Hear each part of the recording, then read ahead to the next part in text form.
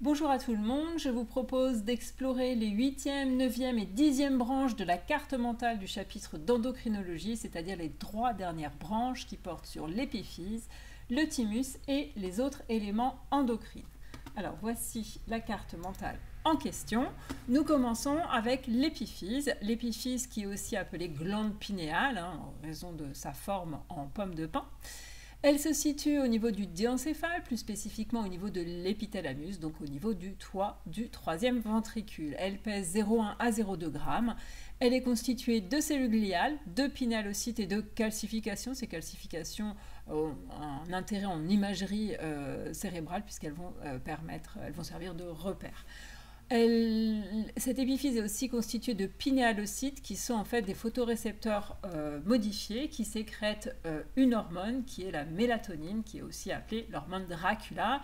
Elle est produite durant la nuit et n'est pas produite durant le jour. Il existe d'ailleurs un circuit particulier qui permet de comprendre pourquoi il y a cette production qui dépend de la durée du moment de la journée. Ce circuit, nous l'avions déjà exploré dans le chapitre sur les états de vigilance. C'est un circuit qui part de la rétine, de photorécepteurs à mélanopsine de la rétine, qui vont renseigner sur le degré d'éclairement.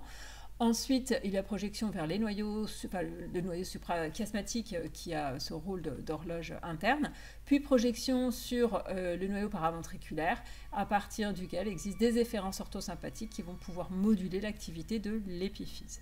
Donc cette hormone est finalement impliquée dans la régulation des rythmes circadiens.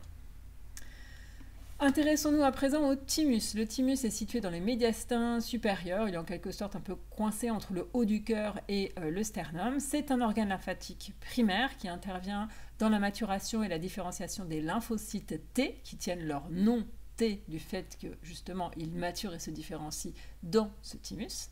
C'est un organe qui évolue, il pèse environ 15 grammes à la naissance, il grandit pendant l'enfance, à la puberté il est à son maximum une trentaine de grammes et puis il va ensuite involuer et chez l'adulte âgé il peut des fois peser seulement 5 grammes.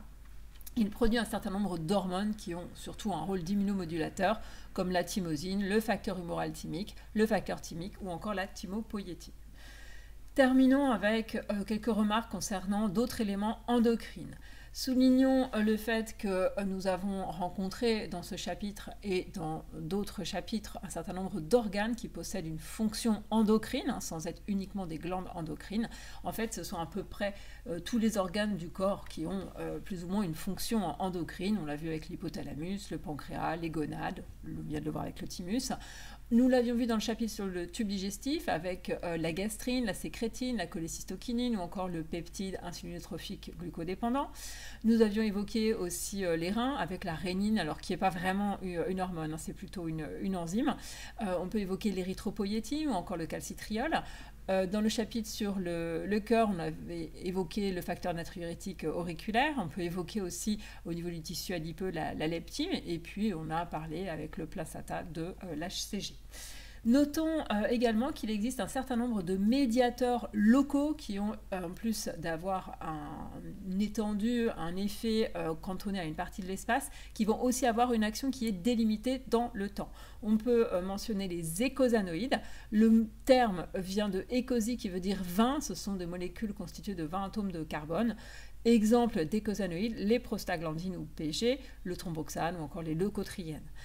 Autres médiateurs locaux à action délimitée dans le temps, les facteurs de croissance qu'on appelle growth factor ou GH, exemple l'IGF, l'EGF, l'NGF ou FGF, respectivement insulin-like growth factor, epidermal growth factor, nerve growth factor et fibroblast growth factor. Nous avons donc terminé avec l'exploration de cette grande carte mentale sur l'endocrinologie. Je vous dis à bientôt pour une prochaine carte mentale.